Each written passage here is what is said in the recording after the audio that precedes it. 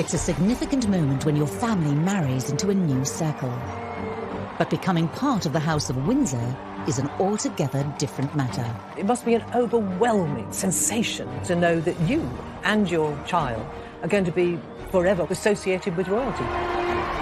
What is it like to suddenly find your family intimately within the royal orbit? Is it a dream? It was a total shock when it came. Or a royal nightmare? And I suppose in love. Bit of in love, me. Outsiders have struggled to do well when they enter the royal family. Do you ever have disagreements about things? Oh, yes. Tonight, when Fergie met the monarchy, it elevated her family to royalty. For Ron Ferguson, to have your daughter marry a prince, become a duchess, and to become a senior member of the royal family, I mean, it just doesn't get any better. But two families coming together brings with it palace politics.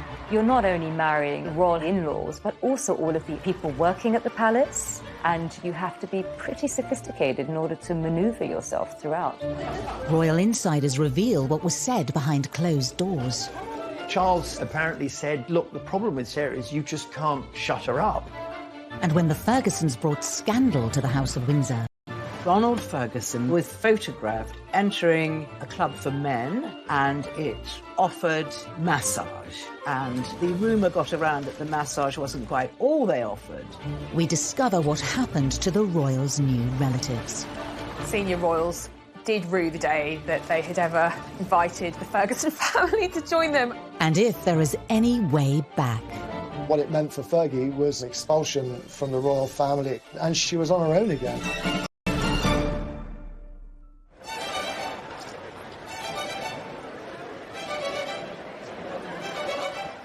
The love affair between Fergie and the monarchy began in the summer of 1985 at Ascot. As the royals prepared to return for dinner at Windsor Castle, an unsuspecting Prince Andrew was about to be set up on a date. Prince Andrew was in the Navy, he was still a bachelor, and I think that the royal family were quite keen for him to settle down. Diana said to the Queen, you know, I think it would be lovely if we could invite Fergie. She's a friend of mine, she's about the same age as Andrew. Both were good time gals and boys, and the scene was set at Windsor Castle with a lot of booze.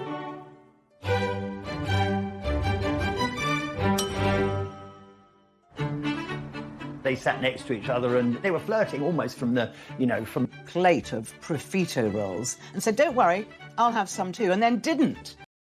So I think she gave him a sort of playful slap, and I think that was really the beginning of their relationship. It was the start of a romance that would spark intense public interest in Fergie's family. She came from a very well-to-do family. Sarah's mother, Susan, married Ronald Ferguson when she was only 18 years old, and they had two children, Sarah, who's called Fergie, and her sister Jane. And they bought this beautiful house called Lowood, very near Ascot, in that very beautiful area full of rhododendrons and trees and houses hidden behind big gates. And that's where Fergie grew up. they always were aspirational. I think they had a feeling they were sort of almost minor aristocracy. For Sarah, in the back of her mind, she was always going to try to get a husband who was special and certainly rich. Even for the well-to-do Fergusons, Fergie's relationship with Andrew was a tantalising prospect. Ronald Ferguson was absolutely thrilled and delighted. 10 out of 10 for him. She couldn't have done better. Marrying into the royal family has to change things, doesn't it? Because it's that final bit of icing on the cake. But there are hurdles to clear for a royal bride-to-be, not least a stern examination of the family tree. Thankfully, when it came to the Fergusons, the Windsors didn't have to look too far from their own. Some people like to say that Sarah Ferguson was middle class, but she wasn't. No, oh, my God, to be thought of as a commoner, my goodness, no, they were very much upper-class English. The Ferguson family actually can trace their lineage back to the royal family. So Sarah Ferguson and Prince Andrew are very, very distantly related through Charles II, but not that that is much of a cause for concern for the royal family. In fact, they probably encourage that. It wasn't just shared distant relations that tied the Fergusons to the Windsors, but also their social circles. Ron Ferguson, Fergie's father, had mixed with members of the royal family for many years. He'd been in a very smart cavalry regiment. He'd ridden alongside the Queen on the Mall. He'd played polo with Prince Philip. And of course, he managed the polo lifestyle of the Prince of Wales. So they were a family that the Windsors were familiar with. Because horses and polo was such a big part of her parents' life, Fergie, in fact, met Andrew when she was around 3 years old. Of course, neither of them would have remembered, on the side of the polo field. So actually, throughout her childhood and adolescence, Sarah had a lot of exposure to the aristocracy and to the royal family. She was very much part of that crowd. Age of 13, her parents, Ronald and Susan, had separated. Sarah was at a pivotal age. I mean, those early teenage years, it can really mess with your head when things at home aren't the way you want them to be and aren't the way you expect them to be. She had this magical childhood, and then suddenly it all sort of folded. She talks about it herself, how that's when she started to feel very insecure and inadequate, and she blamed herself for the breakup of her parents' marriage. In 1975, Sarah's mother Susan left the UK to start a new life with a new man in Argentina, leaving Sarah and her older sister Jane to be brought up by their father. As Sarah grew into adulthood, Ron Ferguson's influence on her would be profound. After Sarah's mother ran off to Argentina, she became quite a daddy's girl. I think she got a lot of strength from having her father solidly behind her, and he was very good with her. I mean, she approached everything full-throated, full throttle, went for it, in very much the way that Major Ferguson, as he then was, would have done. Ex-soldier, lived life at the charge, if you like. And so there's a sort of a resolution that she took, that she was going to find Mr. Right and settle down, and the marriage would be for keeps. With Ron Ferguson's sense of determination running through her, Fergie's pursuit of happiness had now led her to her dashing prince. As their courtship blossomed, it was soon time for Andrew to take the relationship to the next daunting level.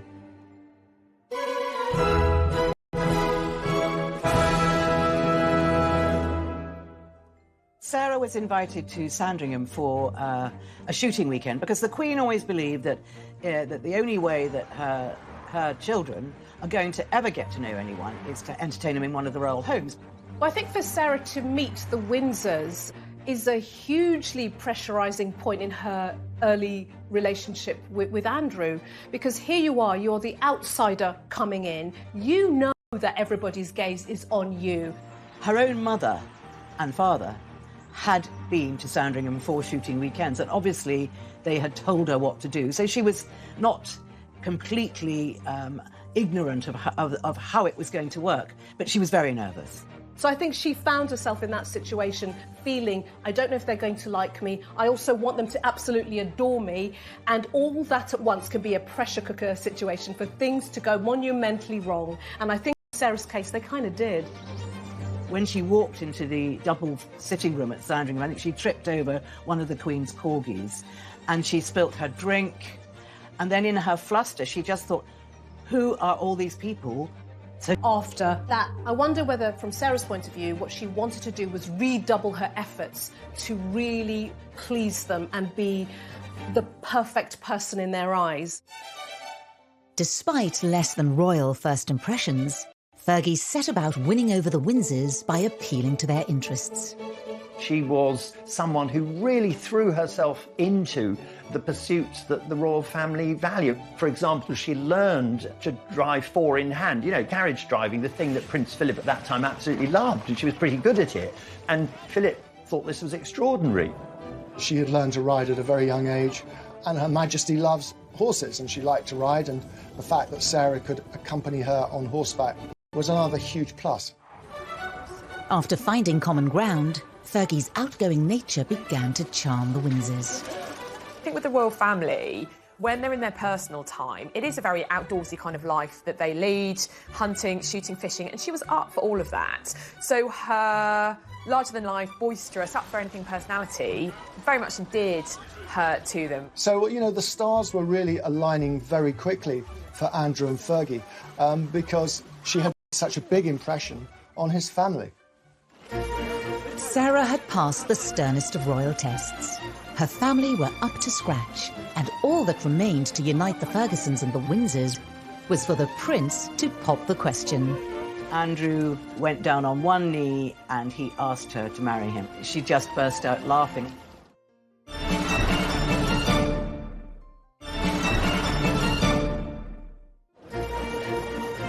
By February 1986, Sarah Ferguson had been dating Prince Andrew for less than a year. After a whirlwind romance and winning over the royals at Sandringham, Fergie was whisked away to Scotland, where Andy had an important question to ask her.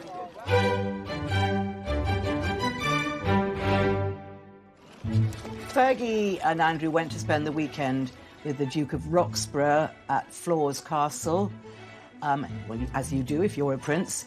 And during that time and that romantic setting, he went down on one knee and he asked her to marry him. And I think she was so surprised. I mean, she just burst out laughing. She thought, was this all some big joke? You know, because she felt she was so un-princess-like. She wasn't this perfect-looking girl, and she just couldn't believe it could quite happen to her. She said, of course, of course. She was just over the moon. The Fergusons, when they realised that their daughter was engaged to Prince Andrew, I mean, they were, you know, they were ecstatic. They thought this was the most marvellous thing. Absolutely thrilled. On the 17th of March 1986, the announcement that Ron Ferguson had been waiting for finally came. Sarah Ferguson and Prince Andrew were to be married. Do you remember what he said? Absolutely. But I'm not telling you. It's the epitome of the social ambitions of Ron Ferguson to have his daughter marrying the Queen's favourite and second son. I mean, it put them front and centre of British public life. He went from being, you know, a landowner to being a member of the House of Windsor. And he referred to himself as being a member of the royal family. So, you know, the Fergusons had arrived. Thousands of miles away in Argentina, Fergie's mother Susan was a little more restrained than her former husband in reaction to her daughter's impending nuptials. How do you feel today? Very happy, very pleased. Do you think that something might change in your life from today onwards? No, I don't see any change. Because she went to live in South America, I think that Susan, Sarah's mother, didn't feel that the marriage would change things for her. But it's a curious thing. She was very wary. Although Susan would have been very happy that Sarah was marrying to the royal family, you know, it brings a huge amount of scrutiny. From the minute the news came out that they were going to marry, Fergie was besieged, as every young royal bride is, by photographers and pressmen all over the place.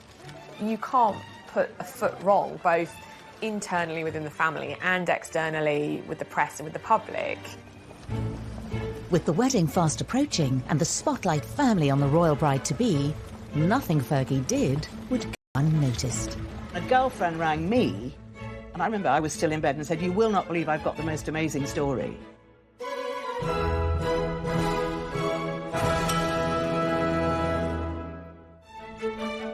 Sarah and other people at the hen night, including Diana, dressed up as police women and were supposed to set off for Annabelle's nightclub where Andrew was having his stag night. But before anyone knew it, the real police arrived and sort of bundled these girls into the back of a police van, at which point Diana apparently pipes up, said, "Anyone got any smoky bacon crisps?" And suddenly it dawns on these coppers who are hauling these girls off to sort of West End Central Police Station that they got the Princess of Wales in the back.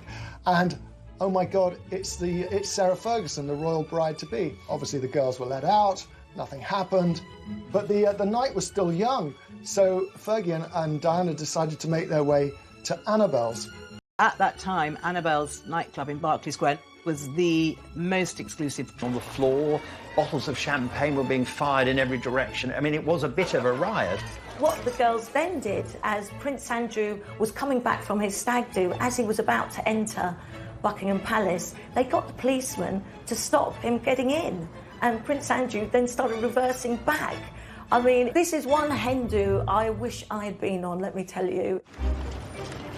Fergie's A blowout as a commoner did not go unnoticed behind palace walls. Fergie found it so funny, but sadly a few of the royals, weren't laughing so much, and they did get in quite a bit of trouble about it. It was a hint that there might be rather vulgar side of Sarah, and vulgarity is something the royal family, the House of Windsor, really don't like because it leads in all sorts of dangerous directions. Ron Ferguson, of course, would have said, well, she's very much a chip off her father's block. He loved mischief making, and if it helped his daughter relax ahead of the big day, then I think he'd have been very much in favour of it. On the 23rd of July 1986, the big day arrived. With her father by her side, all eyes were on Fergie as she prepared to become the Duchess of York. Fergie herself, she was very nervous, but she had her father at her side in the coach going to Westminster Abbey, and he just made her laugh and told her jokes all the way there. It was huge. Andrew was fourth in line to the throne. He was the favoured son. And so, this had to go really, really well. The focus was also on the Windsors and how they would accommodate Fergie's fractured family. The etiquette can be quite tricky when you've got extended families, broken families. I mean, by this stage, both Sarah's mother and father had remarried. She had half-sisters, half-brothers. Were they all going to be invited? Was it OK? Is divorce still a dirty word in the royal family? The other thing to remember is the fact that Fergie's mother had married an Argentinian. That was obviously a discussion at the time. It wasn't that many years since Britain had been at war with Argentina over the Falkland Islands. So there are all these sort of minor diplomatic niggles in the background which could affect, if you like, sort of the long-term integration of these families going forward. But things have moved on by this time, 1986, and both her mother's partner, Hector, and Ronald's new wife, also called Susan, were invited. And in fact, actually, her half-brother and half-sister from her father's new marriage, they acted as page boy and bridesmaid. So it was very inclusive. It was very forward-thinking of the royal family to embrace them at that stage, because it was relatively new at the time in the UK, where you started having these more complicated family structures, and very much in their interest in terms of the royal brand. With the Ferguson family warmly welcomed, Fergie relished the day that she finally became a royal. I remember her saying to me, the little girl that used to play tag with Andrew was now marrying her prince. And he was her prince. She truly loved the man, and she couldn't quite believe it. You couldn't take that smile off her face. It was almost a sort of, yeah, I've done it. Here I am, right up here marrying the Queen's son in full view of everybody. I think there was a sense of triumph about her in many ways, but also a sense that it's unbelievable, isn't it? It's me. It's just me, Fergie. The day was just as exhilarating for Ron Ferguson as it was for his daughter.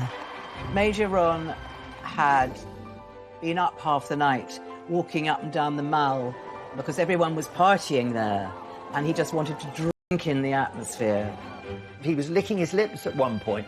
He was very much focus of attention, as well as Sarah, and his whole family were the focus of world attention. And it was like, this is the stamp, this is the seal of approval for the Fergusons.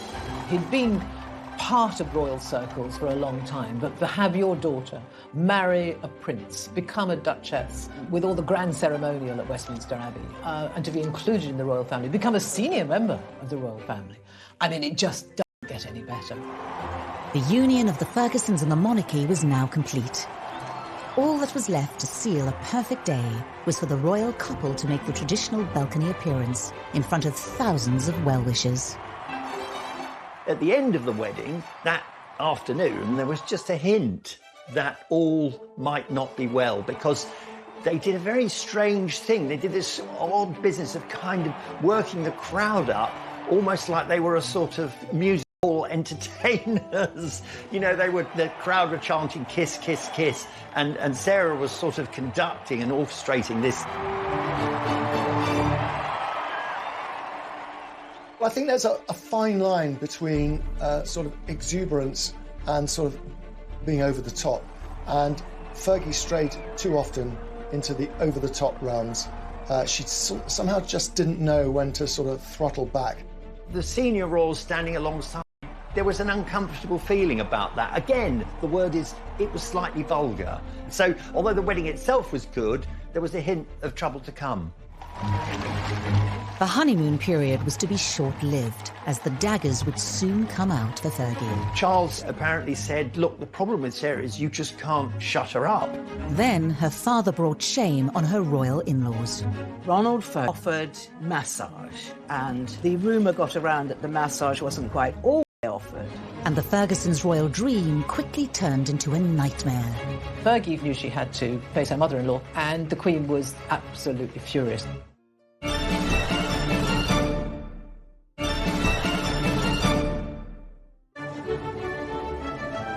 Sarah Ferguson, the horsey girl from Hampshire, was now Her Royal Highness the Duchess of York.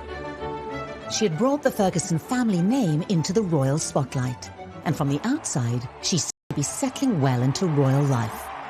But among her royal in-laws, not everyone was a fan.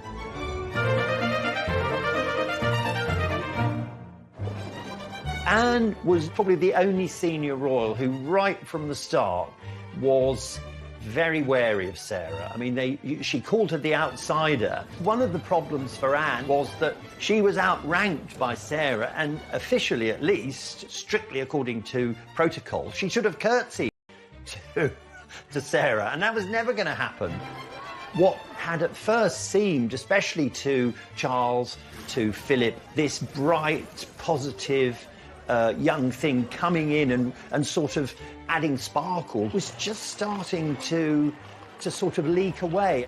Charles apparently said, look, the problem with Sarah is you just can't shut her up. She could be fun some of the time, but just not all the time, because it was giving them a headache. The Queen was the one person who, you know, remained steadfastly loyal and absolutely loved being in the company of her daughter-in-law, far more than she liked being with Diana. Fergie loved dogs, Fergie could ride, Fergie could do everything that Diana couldn't do. Sarah's husband, Prince Andrew, returned to sea, and Fergie had to leave her old life as a Ferguson and navigate the new world of the Windsors by herself. Whenever you marry, you also marry the family to a certain extent. But when you marry into the royal household, it's a completely different level, because all of a sudden, you're not only marrying into the in-laws, but also all of the advisors, the people working at the palace. It's like a huge corporate structure. There are different factions, different agendas, and you have to be pretty sophisticated in order to maneuver yourself throughout. I think she felt quite trapped by the grey men at the palace who didn't like her. I mean, the fact that the Queen was her ally wasn't really enough, because the Queen didn't get involved in the minutiae of Fergie's everyday life. So she was under the control of the palace, and they didn't like her. They saw her as too extravagant, too loud, too flamboyant. In a certain manner. That wasn't Sarah. Sarah was this huge, bubbly personality. People think that living in a palace, wow, how glorious being this princess. She wasn't. It was the reverse. It was very bleak, it was very lonely, and there was no escape from it. Well, both Fergie and Diana fell foul of the system. So, you know, every 20 minutes you've got an appointment and you have to keep that appointment, and you can't be late, and you've got to be dressed a certain way, you've got to speak a certain way, and you've got to deal with things a certain way. And if you step outside of the system, you're in trouble. Despite Fergie's problems within the palace, her place in the Windsor family was strengthened when she gave birth to Princess Beatrice in August 1988, the fifth in line to the throne.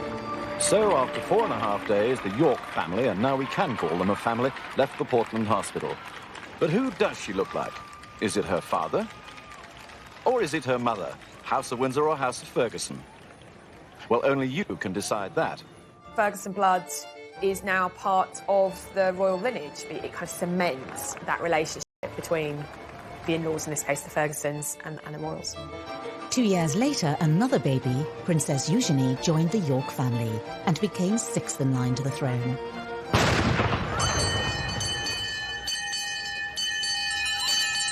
Oyez! Oyez! Oyez!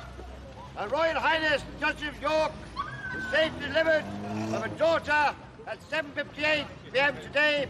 Her Royal Highness and child are well. Sarah had given the Windsors their first royal princesses since Princess Anne's birth. Her most significant champion, the Queen, even came to visit the Duchess in hospital.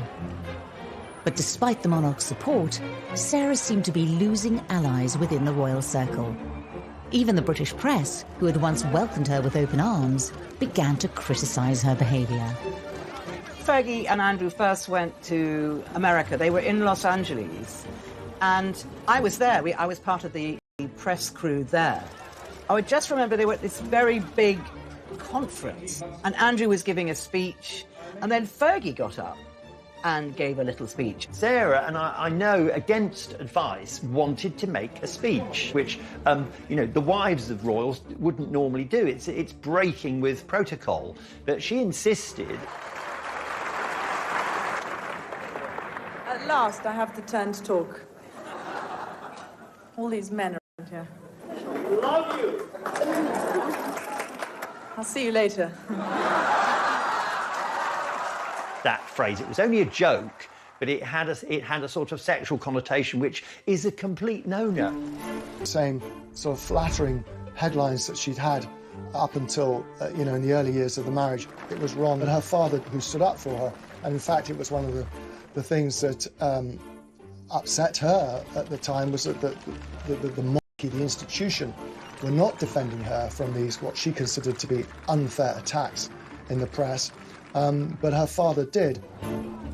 Although the tide was beginning to turn against the Duchess, it was ironically her father, Major Ferguson, who first brought disgrace into Sarah's new life as a Windsor.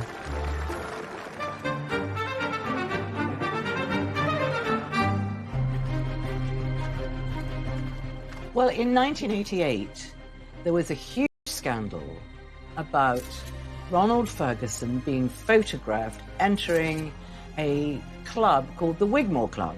Now, the Wigmore Club was a club for men, and it offered massage. And the rumour got around that the massage wasn't quite all they offered.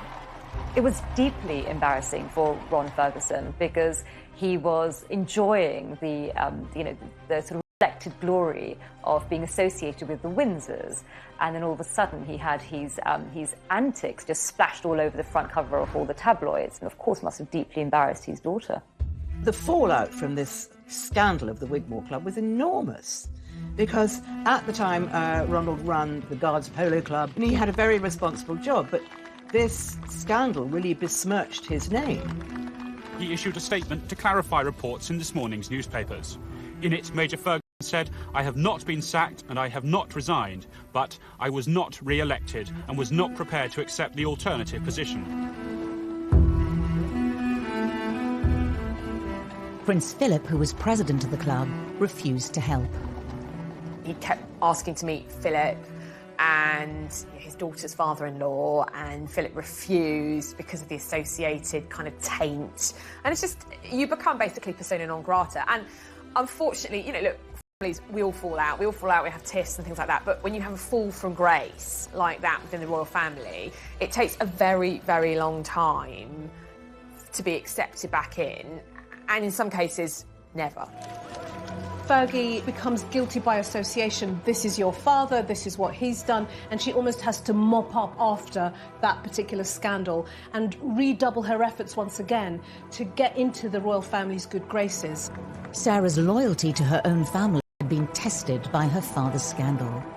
With her new husband, Prince Andrew, often at sea, her loyalty to the Windsors was now also tested. Fergie was and often when Andrew came back from these long stints, his main preoccupation was either golf or watching television, because he was simply too tired to do anything else. And the marriage began to unravel.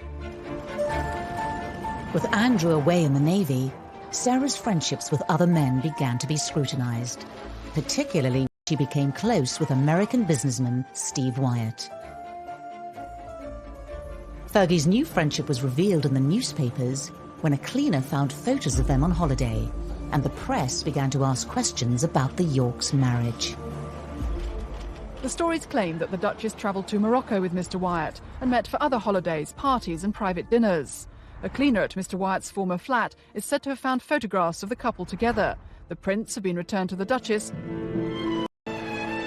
It wasn't an obvious example of definite proof of infidelity, but, you know, it was pretty close. Typically, the attitude towards extramarital affairs in the upper echelons of society, the aristocracy, the royal families, is that they're tolerated. But I think the sort of cardinal sin is when they are made public and when they are under public scrutiny. It's really the damage that was caused as a consequence of the exposure that was the issue. When the scandal broke and the Queen was made aware of what was going on, I think she did put her head in the sand a bit. I think, you know, the Queen doesn't like moral confrontation, and I think she always thinks, well, a little bit like her mother, that if you ignore something, it just might go away. But the household are the ones that are responsible, and they felt very, very concerned about this. The Duchess was becoming tabloid fodder, forcing the Windsors to take action. After a difficult Christmas at Sandringham in 1991, Andrew and his family were called to a Windsor family summit. The summit early in 1992 was called by the Queen's private secretary, Robert Fellows. All the principal players, as it were, except Sarah, were there: the Queen, Prince Philip, Charles, and so on. And Robert Fellows, one of the Queen's closest advisors, he laid out before them the situation that this broken relationship between Sarah and Andrew was becoming the stuff of the tabloids. Something had to be done. Separation was a huge step forward, and one which the Queen must have been deeply saddened about, but they clearly needed a break from each other because things were not happy. But I think the Queen was as baffled as the rest of us as to why it had come to this. Sarah had to decide to either make the marriage work or move on. In March, the Duke and Duchess announced their separation. The Yorks' apparent separation role and future as a divorced Duchess of York will take the royal family into uncharted waters. I remember sitting with Fergie, having tea, I think, and she was trying to describe, she said, I just couldn't be in that royal world anymore. She was on her own again, and who was there to help her and pick up the pieces? Well, her father and the Fergusons. They were really the only people she had who she could turn to. The Ferguson family's union with the Windsors seemed to be coming to an end, but worse was in store for the Ferguson name.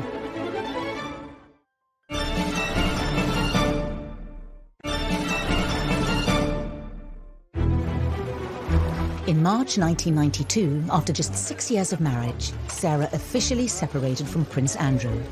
Any association with the Ferguson family name was swiftly nudged by the palace, who now swung into action.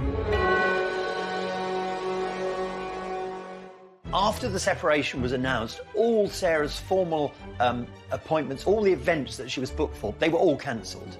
Fergie's royal life stopped. Once you've stepped across a certain line, you're cast into outer darkness, and that's what happened to Sarah. The press speculated that Fergie could re-enter the Windsor fold by somehow repairing the marriage. Then rumours began to circulate of a new man in her life, John Bryan. Fergie was in a very distraught state, so her friend of the moment, who was her financial advisor, supposedly, John Bryan, decided, let's get away from it all. I'll rent a villa in the south of France, and Fergie and I will go there with the children and the nanny, and we'll just have a break. But unfortunately for them, photographers found them immediately. Unknown to Fergie and John Bryan, they had been caught by the paparazzi. Sarah later flew to Balmoral to stay with the royal family on their annual summer break. The morning's newspapers are all laid out on a side table in the breakfast room in Balmoral, and that morning's newspapers were filled with pictures of Sarah Ferguson.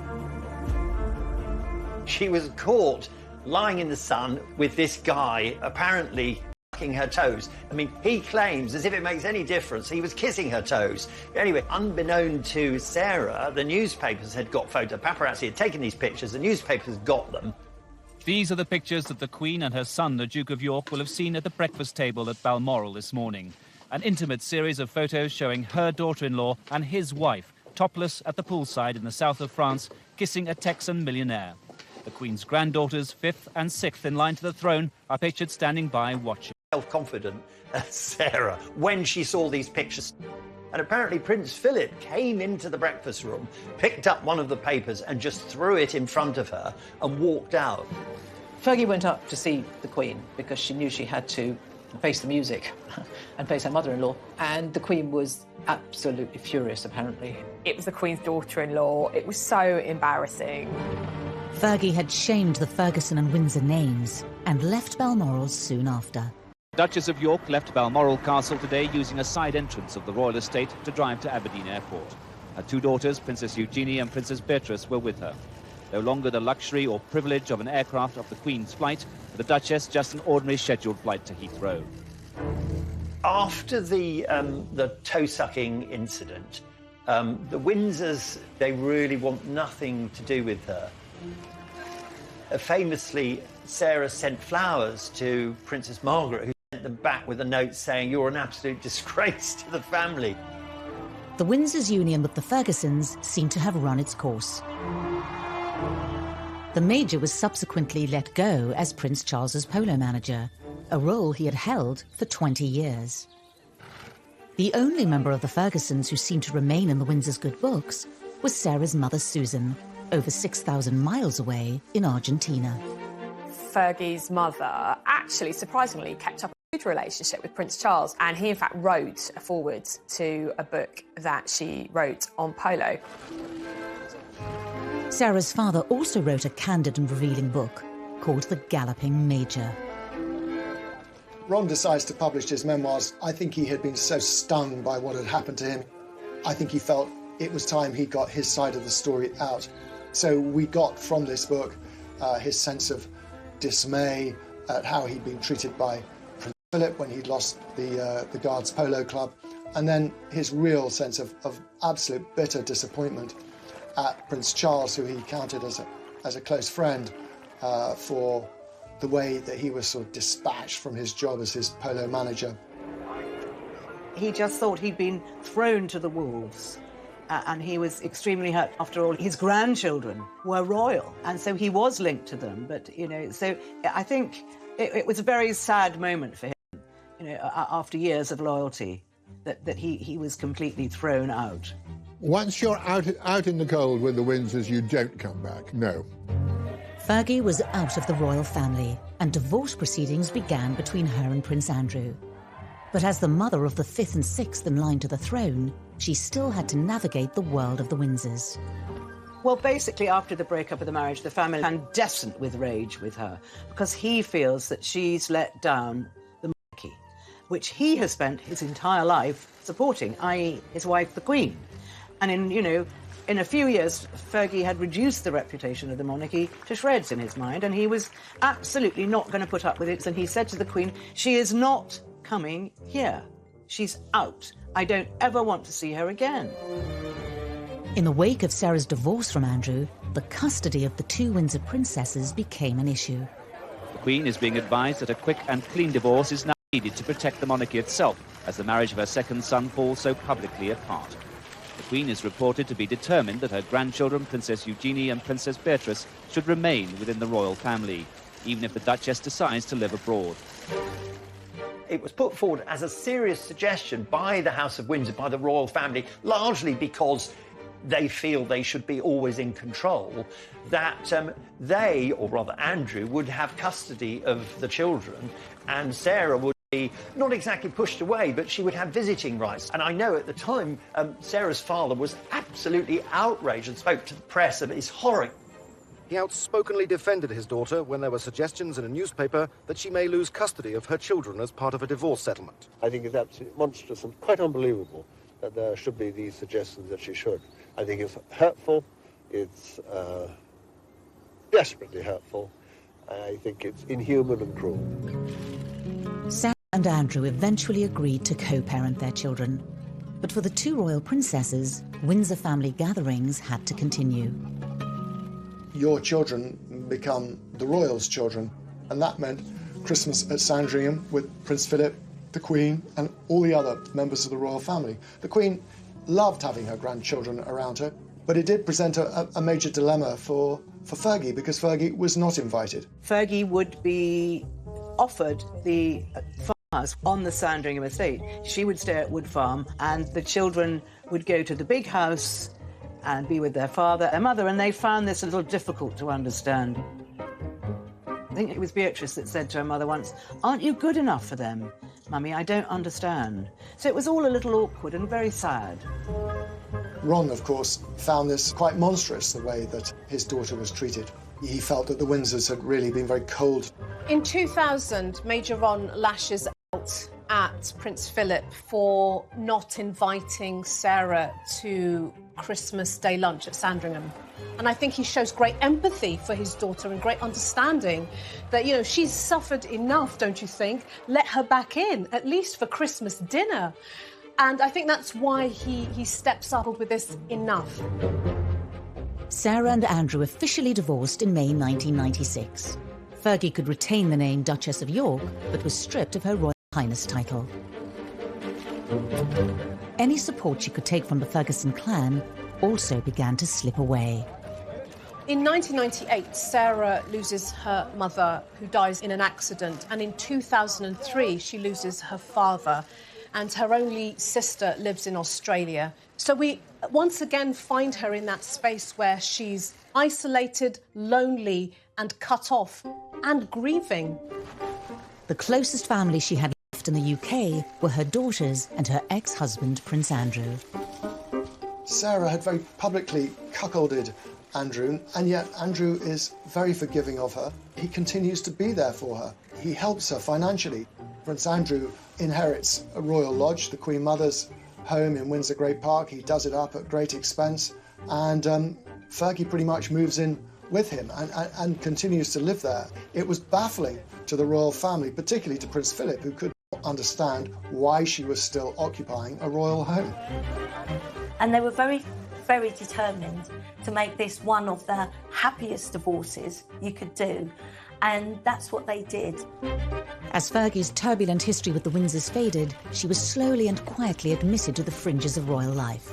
But in 2010, she was in debt and made a reckless decision, revealed in an explosive undercover exposé. It's £500,000 when you can open doors. New Prince Andrew? Yeah. Is that a deal? Yeah. But the businessman was a News of the World reporter and about to produce a $40,000 down payment. When the money arrives, she looks as though she's crying. The conversation then turns to details of the deal. And then that, then you open up all the channels, whatever you need, whatever you want. And then that's what, then you meet Andrew, and that's fine. Undercover reporter Mazia Mahmood, dubbed the Fake Sheikh, had posed as a businessman and lured Sarah into a financial sting. At the time, Andrew was the UK's trade envoy. Although there was no suggestion of any wrongdoing by the prince, for Fergie, it looked even worse than the toe-sucking pictures with John Bryan that had effectively expelled her from the royal family. It was considered to be particularly damaging because it was selling the royal brand for the highest bidder. And when that news story came out, it did damage the brand of the Windsor tea or coffee or a meeting. You just, show them the money. I don't think the royal family could envisage a worse betrayal than someone selling access to them. Well, I think probably the senior royals did rue the day that they had ever invited the Ferguson family to join them. The Fake Sheikh business was one of the low points in Fergie's life. It looked like Fergie had really gone too far this time and had burnt her bridges with the Windsors for good. Could there ever be a way back into royal life?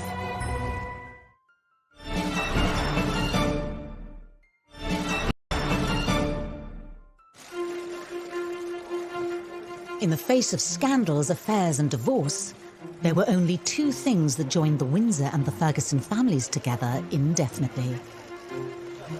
Their names were Beatrice and Eugenie. The children are the glue between the Fergusons and the House of Windsor, and that glue is unbreakable. Having grown up in the shadow of their parents, as young women they found themselves torn between the Windsors daughters and Fergie. Beatrice and Eugenie, by this time, are adults. They're very conscious of their position within the royal family.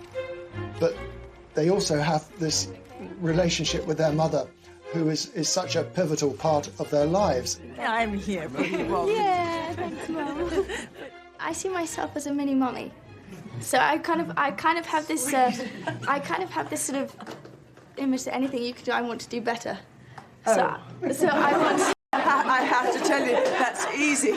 The product of two strong but very different families, they would ultimately have to pave their own way.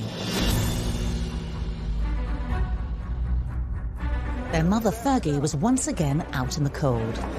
Sarah, why did you use Prince Andrew's name to further financial gain? Her scandal with the fake sheikh was a step too far for the royals. She needed to get away from the UK and flew to America to film a series called Finding Sarah, where for a reported fee, she publicly examined her behaviour. I can't get over the stupidity of me, you know. The first person who said it was my father-in-law. For such a smart woman, why does she behave in such an idiotic way? We see a woman here who has hit rock bottom. We find her at this time in this space trying really hard to make sense of what she's been through and looking at her journey from that little girl who went through her parents' divorce to her own divorce, to her own mishaps, and trying to find redemption in making sense of her own life.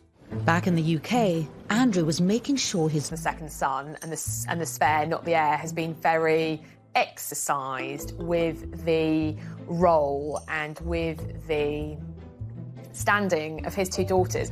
The young women constantly had to walk the tightrope of being a Ferguson with their mother and a Windsor with their wider family. It's almost a sort of split world. The wild side of them can come out when they're with Sarah, and it certainly does. And then the restrained side, they perform for the royal family. The Queen loved Eugenie and Beatrice. They've done terribly well, considering the hot water that their grandfather and their mother and father have got themselves into. This tug of war for the princesses reared its head in the most public of settings. In 2011, the royal family came together to celebrate the wedding of Prince William and Kate Middleton. Royal weddings are a chance for us to have a window, a peep into the Windsor world. It tells us who's in and who's out. In 2011, Fergie was plainly still very much out. Princesses Beatrice and Eugenie were invited along with their father, but Fergie was left firmly out in the cold. I've always thought it's incredibly harsh, actually, for the girls to be invited to things like the wedding of William and Catherine, you know, prominent role in that, and their mother not to be there. The wounds were still raw for the royal family, and the split between the Windsors and Sarah Ferguson seemed irreparable. When she wasn't invited to Kate and William's wedding, it was extremely hurtful for her. As she said to me, you know, she was the last girl to go down that aisle. Sarah felt a real knife in the heart that she couldn't be with her daughters. That was a real nail in the coffin for Sarah. But even the princess's appeal only went so far with the Windsors. Andrew and brother Charles had reportedly been at odds for years over the role of the princesses in the future of the royal family. He wanted them to be treated as senior royals, and they're not really. He wanted all the trappings, the money, the protection that goes with that role. And he foresaw their future as being full-time working royals. This is not how Prince Charles sees it. He wants a slimmed-down monarchy, and he didn't want them being part of the royal finances. Andrew's ambitions were not helped by his daughter's apparent appetite for the high life. In 2015, despite working, Beatrice had been photographed on numerous foreign holidays. People made it a mission, I suppose, to find her in various parts of the world, and she did take a lot of holidays. And she was pictured, it seemed, every other week partying here or there, skiing in Verbier or maybe in Ibiza at a party. Beatrice and Eugenie's attitude to holidays and working life was famously parodied in the comedy The Windsors. Oh, just wanted to check a couple of points on the contract. It says Monday to... Oh, and it says 30 days holiday a year. As though I'm not messing off that. There's almost that bias to see them from a much more negative lens. Your mum did that, and that's why you're like that. Your dad behaves like that, that's why you do that. And so I think from their point of view, sometimes it can feel incredibly unfair. The princesses were now going to have to pay their own way. In 2016, it was reported that Prince Charles turned on a written request to the Queen from Prince Andrew. He had asked that the princesses be funded by the sovereign grant. There is a lot of tension now between Charles and Andrew. Andrew has always assumed that his daughters will be funded by the sovereign grant, that they should be, you know, central to what the royal family does, being real working royals, and now they're not going to be. For Fergie herself, there was also a glimmer of hope. After Prince William's wedding, the Queen started cautiously inviting Sarah to some events. She's occasionally invited to Balmoral. She's been to Ascot. I think the Queen is mellowing in her old age. I think very tentatively the Queen is sort of saying, OK, look, we're just going to try this, but if you put a foot wrong, it will all stop again. Then in 2018, there was a thawing of relations. Prince Andrew and his daughters were invited to the wedding of Prince Harry and Meghan Markle. But so too was a new key guest. When Harry and Meghan married, he made it very clear that Fergie should be invited to the formal wedding. Harry was probably using the invitation as a sort of a reconciliation, an olive branch. He knew that Fergie was not popular with some members of the royal family, but he wanted her there because she was important to him and to his childhood. It was seen as a sign that maybe she might eventually be forgiven. The crowd were cheering, and she just couldn't believe that they were all cheering for her. They were shouting, Fergie! Sarah walks in with great assurance. You'd think, you know, she might have crept in by a side door. Instead, she comes in and almost says, look at me, I'm here, I'm great. And for once, she felt welcomed. Fergie was back. Harry was not the only royal getting married that year. Princess Eugenie had her self-found love and was due to marry Jack Brooksbank only months later. It was to be a test of the status of Andrew and Sarah Ferguson in the royal family. Princess Eugenie's wedding to Jack Brooksbank was really the string that pulled Fergie back onto the periphery of the royal family, because she's mother of the bride. There's no way that she couldn't be invited, and I think it was a uniting of the family.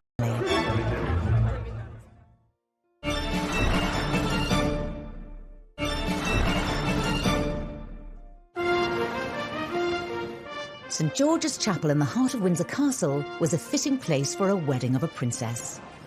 Eugenie's marriage to Jack Brooksbank was to bring Sarah Ferguson face to face with the Windsors, not just as a mere guest, but as mother of a royal bride. If there's any link, positive link, between the Fergusons and Windsor, it will be the two daughters. So there's almost an inevitability about Sarah being with members of the House of Windsor because of their children. But while the Queen had been cautiously warming towards Fergie, this didn't extend to her husband. For many, many years, Philip absolutely refused to have anything to do with Fergie at all. And if she walked into a room, if she happened to walk into a room, which was pretty rare, he'd exit stage left immediately. It was Sarah Ferguson, who had walked down the aisle 2 years before, who was the most nervous on the big day. Having not been part of the royal family for so long, she didn't want to put a foot wrong. She only just beat the bride to the door of St George's Chapel, and she got out just waving, and she was like on ebullient form. In the crowd, there was a welcome reminder of the Fergusons of days gone by. She had spotted her mother's best friend who had come to see her on this momentous occasion. Suddenly, there she is. Her daughter's getting married in St George's Chapel.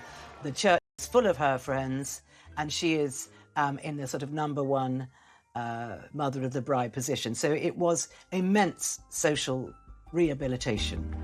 But as the guests gathered inside the chapel, there was some nervousness around the arrival of a key royal guest. There was a huge amount of speculation before Eugenie's wedding about whether Philip would finally give way and be in the same building as Fergie.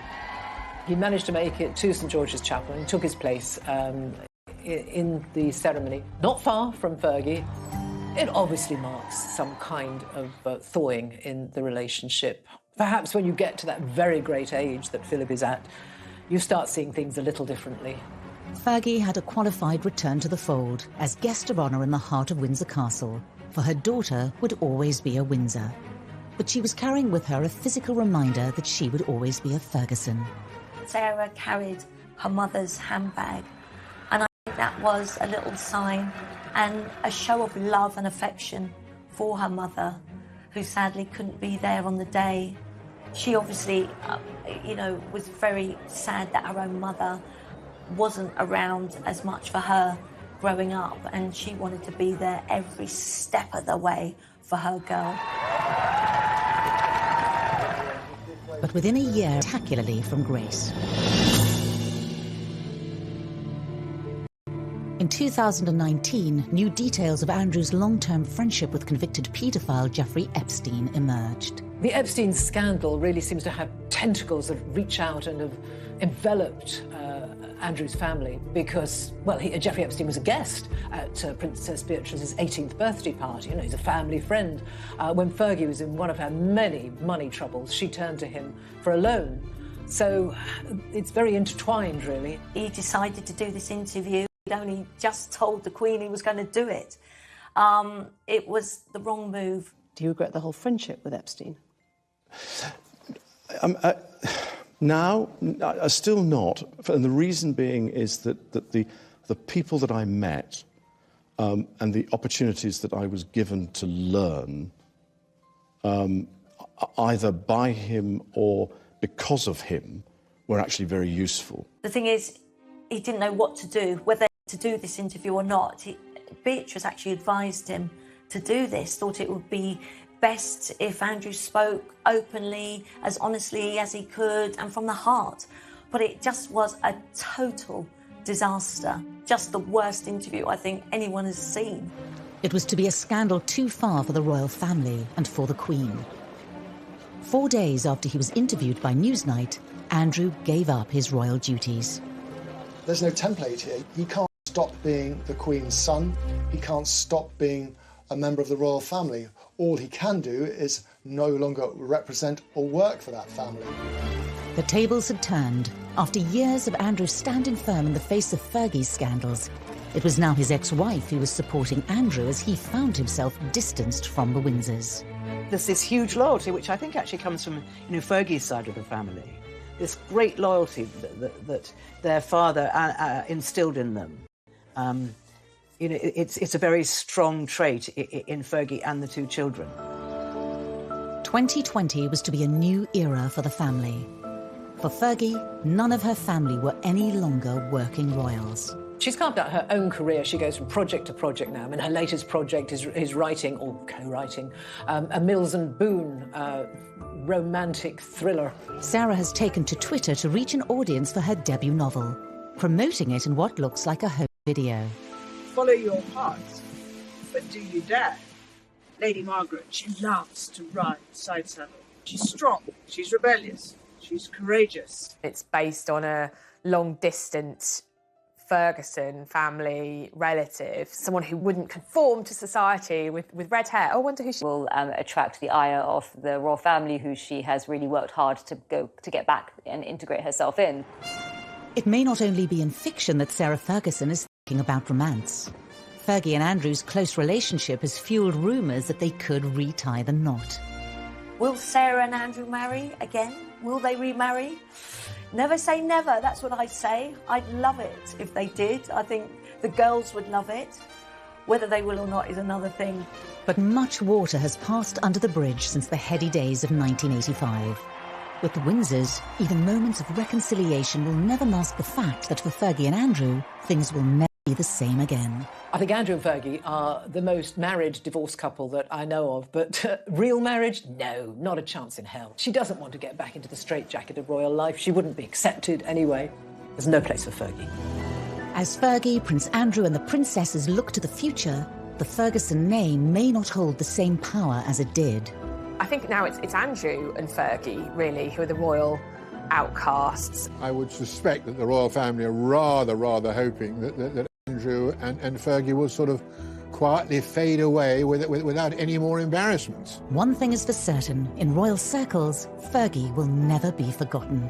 Fergie would never be free of the Windsors. The Windsors were never going to be free of Fergie. However much some members of the royal family and maybe the establishment and maybe the grey men at the palace may want to permanently distance Fergie from the monarchy, it won't happen because those two royal princesses are the bond between the Fergusons and the royal family.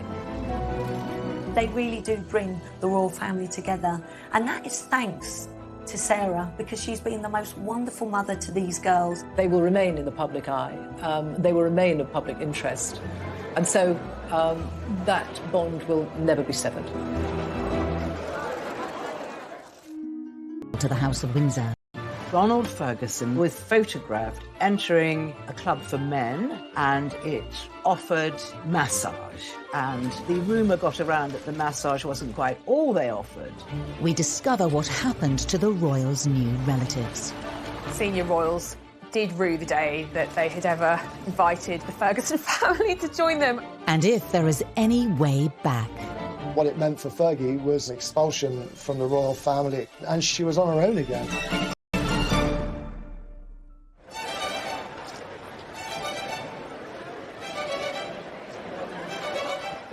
The love affair between Fergie and the monarchy began in the summer of 1985 at Ascot. As the royals prepared to return for dinner at Windsor Castle, an unsuspecting Prince Andrew was about to be set up on a date. Prince Andrew was in the Navy, he was still a bachelor, and I think that the royal family were quite keen for him to settle down. Diana said to the Queen, you know, I think it would be lovely if we could invite Fergie. She's a friend of mine, she's about the same age as Andrew. Both were good time gals and boys, and the scene was set at Windsor Castle with a lot of booze.